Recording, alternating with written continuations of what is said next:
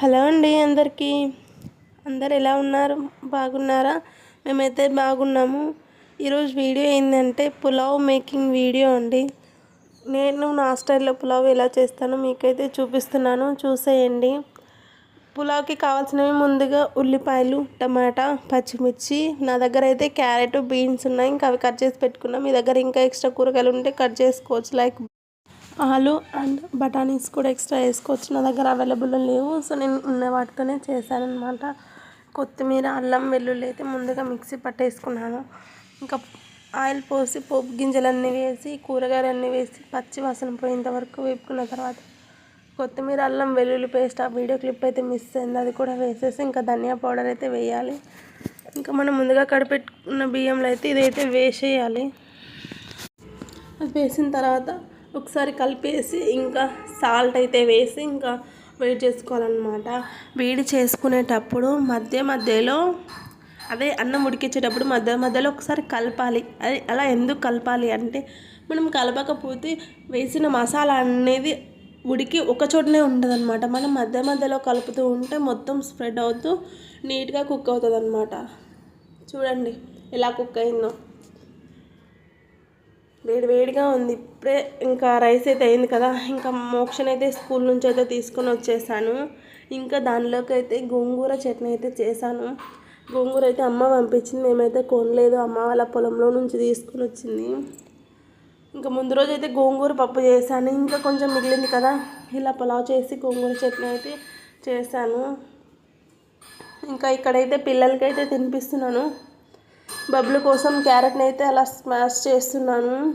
ఇంకా బబ్లుకి మోక్షకైతే తినిపించేసాను. బాగుంది అని చెప్పినాడు. బబ్లు కూడా అస్సలు హెల్త్ బాగాలేదు కదా, జలుబు, బ్లడ్ ఇన్ఫెక్షన్ అయినప్పటి నుంచి ఇంకా అస్సలు తింటనే లేడు ఏమీ. ఇంకా ఈరోజు అయితే కొంచెం బాగానే తిన్నాడు అని అనిపించింది. ఇంకా మా పిల్లలు అయితే ఈరోజు అయితే ఇష్టంగా తిన్నారు.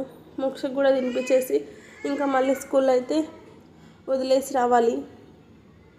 ఇది నా డైలీ రొటీన్ అన్నమాట.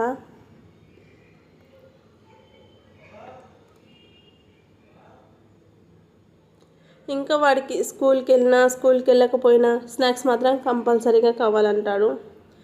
ఇంకా ఇదైతే నైట్కి పులావ్తో ఎగ్ రైస్ ఎలా చేస్తున్నామో చూపిస్తున్నాను. ఇంకా ఉల్లిపాయలు, పచ్చిమిర్చి, క్యాబేజీ అయితే కట్ చేసి పెట్టుకున్నాము. క్యారెట్ అండ్ బీన్స్ అయితే పులావ్లో అయితే వేసాను అనమాట. ఇంకా మార్నింగ్ చేసిన పులావ్ కొంచెం మిగులుతుంది, ఈవినింగ్ ఎగ్ రైస్ చేస్తానని షార్ట్ వీడియో అయితే పెట్టాను కదా. టేస్ట్ అయితే బాగుందని చెప్పి మళ్ళీ నైట్కి అయితే అదే ట్రై చేసాము, పులావ్ అయితే చేశాను. ఇంకా పులావ్ చేస్తే చాలా సింపుల్గా అయిపోతుంది అనమాట ఎగ్ రైస్. ఇంకా కడాయిలో ఆయిల్ పోసేసి ఇంకా మనం కట్ చేసి పెట్టుకున్న కూరగాయలన్నీ వేసేసి పచ్చివాసన పోయేంత వరకు బాగా వేపుకున్న తర్వాత ఇంకా నాకైతే ఒక గ్లాస్ రైస్ ఇంకొంచెం ఎక్కువ అయితే పోసాను.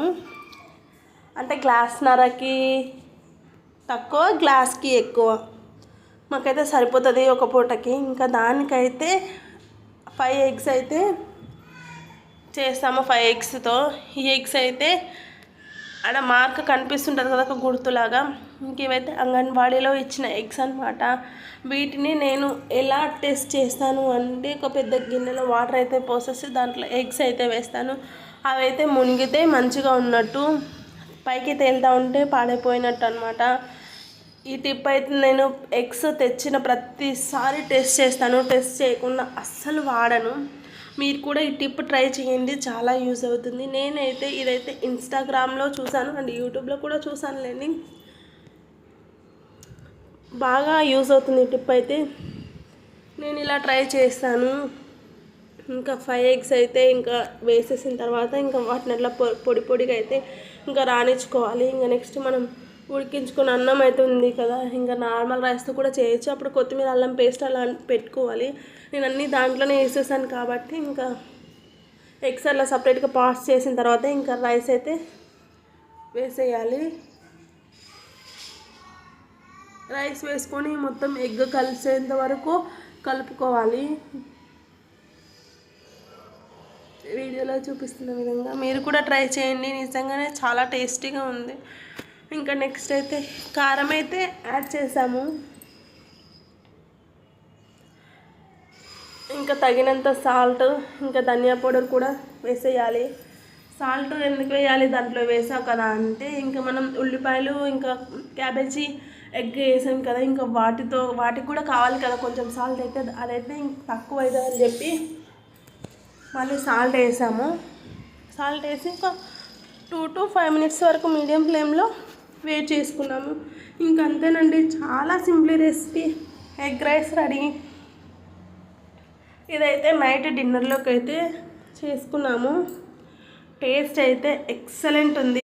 మీరు కూడా ట్రై చేసి ఎలా వచ్చిందో కామెంట్ చేయండి. ఇంకా మేమైతే దీనిలను ఉల్లిపాయలు నిమ్మకాయతో సర్వ్ చేసుకున్నాము. చాలా బాగుంది.